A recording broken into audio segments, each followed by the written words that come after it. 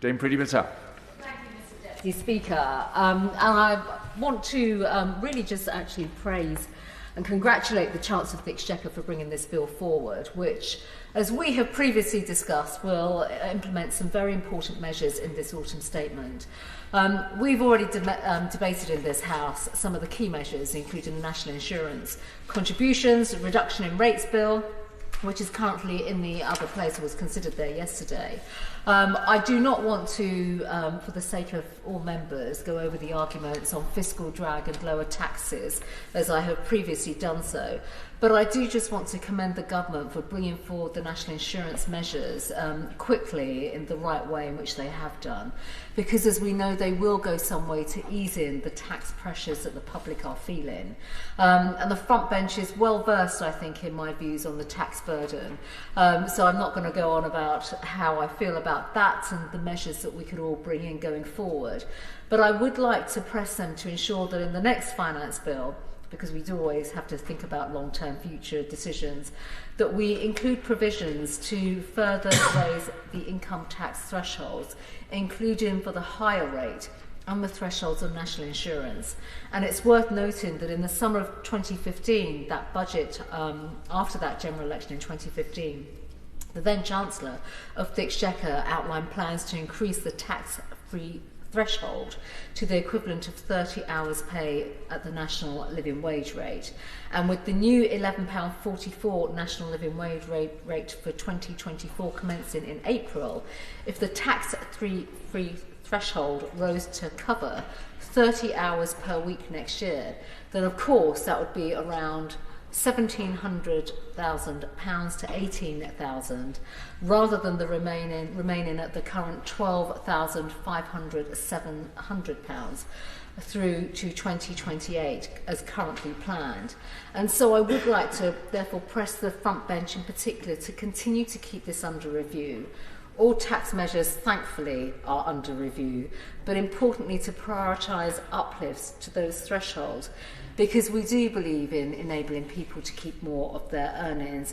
And at the same time, I think, Mr. Deputy Speaker, it's important to reflect that at a time when we see, as we have in the figures today, GDP figures not growing as fast as they can and could be, that we actually focus on how we can grow the economy much more, and therefore with that people's incomes. And I think just on that point, if I may, Mr. Deputy Speaker, just to touch on the GDP figures today, clearly we want to see more growth in those figures, but I think also it is fair to say that they are representative of the impact of high interest rates, but in particular what that means in terms of inflation and the burdens both bring to businesses and also to households. And of course, as this bill actually outlines, there are reductions in business taxations that are well timed and well placed, but clearly, again, as ever, these also need to be kept under review, because it is effectively businesses that grow the economy. It's their ability to employ more people that actually helps economic growth, and clearly that's the space that this government and we all, I think, as a country want to be. Now, Mr. Deputy Speaker, if I can speak to certain clauses which will not surprise the front bench. I've spoken about certain clauses around business taxes in the past. I want to talk about clauses in this bill that focus on the provisions, Clause 21 and Schedule 12 of the bill, on Pillar 2, the global minimum corporation tax measures that we are adopting. I have been on the record on these clauses previously, but the Minister is very well aware of my long-standing concerns over the implementation of the Pillar 2 measures.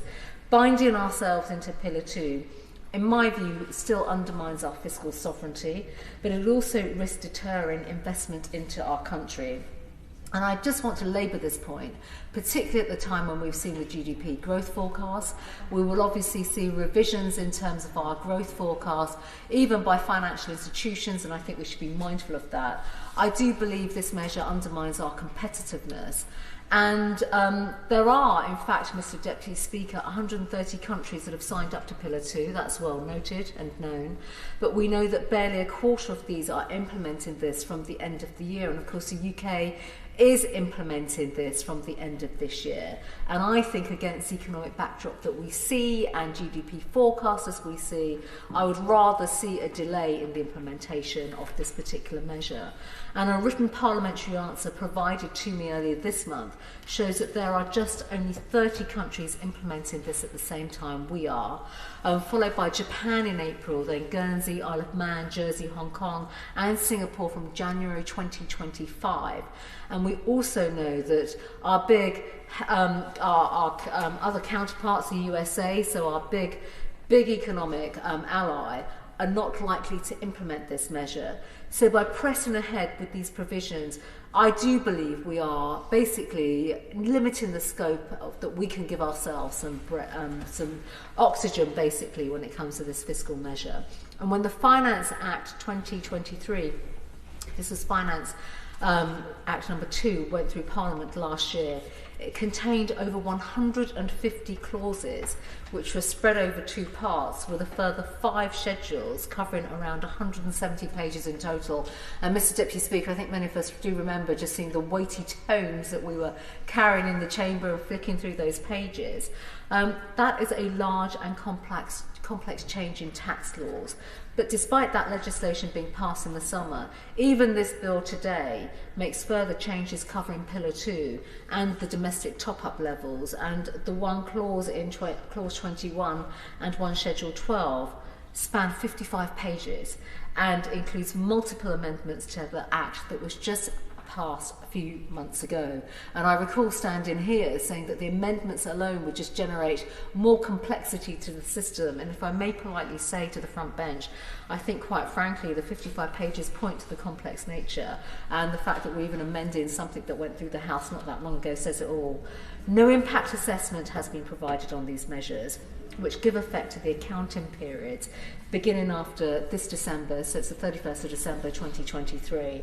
Companies and partnerships that could be affected will be impacted by the changes coming into effect in less than 3 weeks' time now.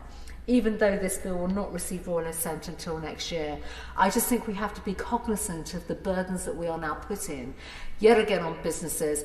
I'm no fan of accountants, and I kind of make the point yet again that we are still putting on more burdens, increasing more, dare I say it, dependency on accountants and process. That is something that I feel we should be freeing our businesses from.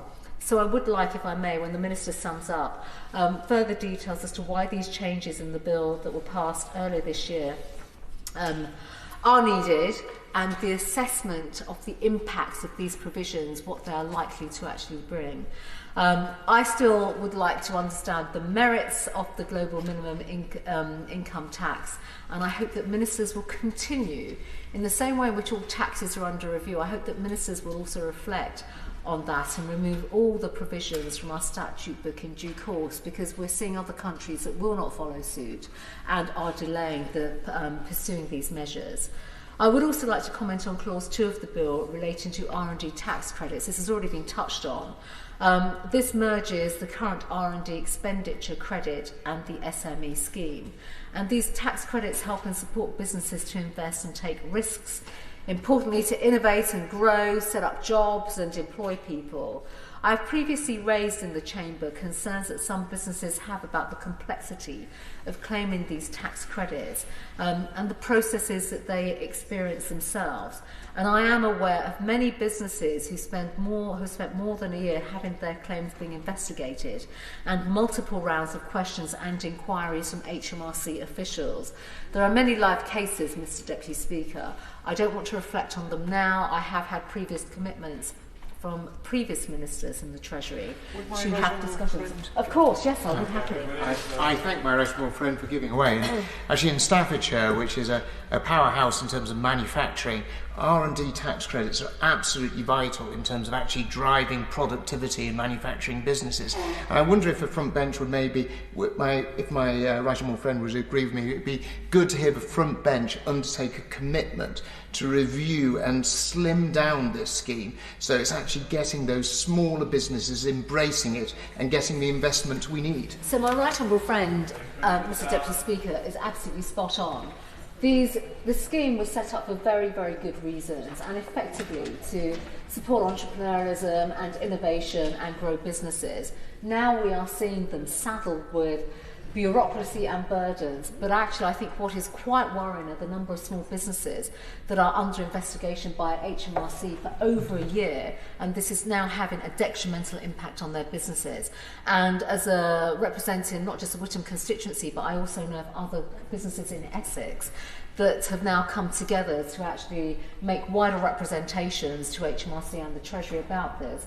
I hope that the front bench will learn in particular from some of these experiences and therefore look at how we can evolve the process and adapt the process and the system so that this can revert back to its original premise, which was actually to support businesses, as my right honourable friend has highlighted. And as I've touched on many times, Mr Deputy Speaker, the only way is Essex, and Essex is a county of entrepreneurs, and they are the ones that are feeling the pressures here in particular. So I would like to press the front bench in their summing up on the operational aspect of these changes, but in particular what interactions they are having with HMRC around some of these cases that have been under investigation for more than a year, and the impacts that that is having on these smaller businesses. They are SMEs at the end of the day, and they are SMEs that are not able to grow their businesses because of these inquiries and investigations, and naturally that has an impact on the business profits that they can then reinvest in their businesses.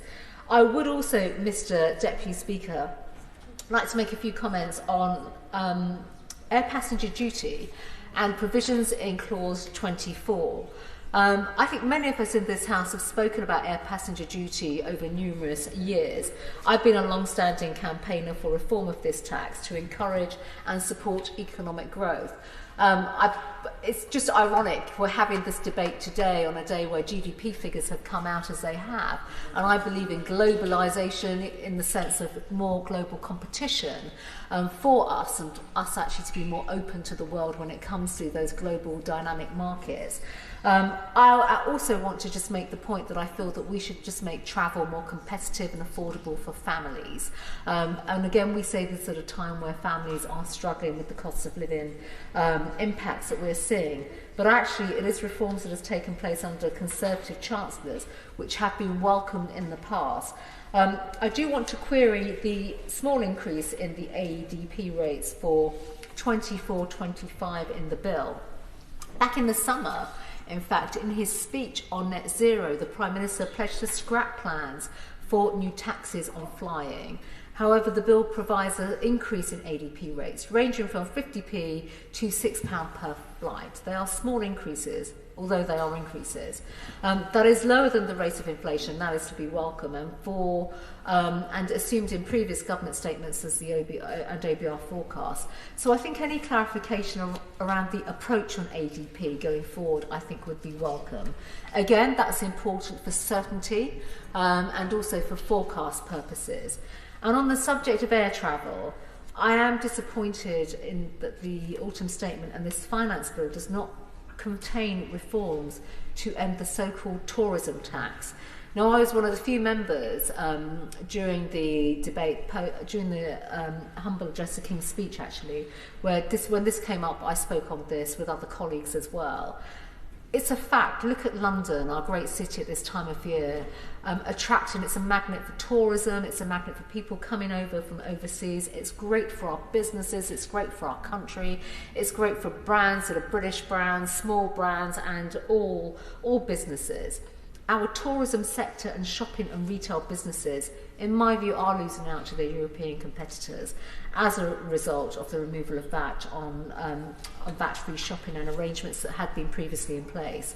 I do think we can reintroduce these measures, and I think if I may, Mr Deputy Speaker, it was in the last debate, I think the front bench had undertaken a commitment where they would look at dynamic modelling in this area and to look at some external reviews that had taken place in this to look at the revenue base that could come in. It's a boost for business and it's a boost for jobs, and I think we should be looking at all measures and actually look at boosting economic growth and competition. There are plenty of reports and studies out there. I don't want to labour upon them, but I know the front bench will be well aware of them. I do finally want to comment about fuel duty as well. It is winter. we're also heading into what will be a spring fiscal statement as well. And since 2010, this government has consistently kept fuel duty down, cutting and freezing rates, and I think it's an opportune moment just to remind the public as to what this government has achieved on that basis alone, because it is very important. Families, businesses and households depend upon that, and I very much hope that going forward we will continue to stand up for the measures that we have put in place historically, but continue to do that, and obviously urge the government to commit to maintaining the 5p reduction, perhaps even go further where there's fiscal headroom. Finding fiscal headroom is difficult, but we know that sometimes, I can say this as a former Treasury Minister, fiscal headroom can be found when we really look for it. But my final comment just to say is that as this bill passes through the House and is subject to further scrutiny, I know that my colleagues on the front bench, and in fact the Chancellor, who's very dedicated to not just being Chancellor of the Exchequer but actually dealing with some of the difficult fiscal challenges that are there, will be focused on unleashing future growth by reducing taxes and importantly empowering businesses, the very businesses that employ people and keep people in their jobs for long-term economic security.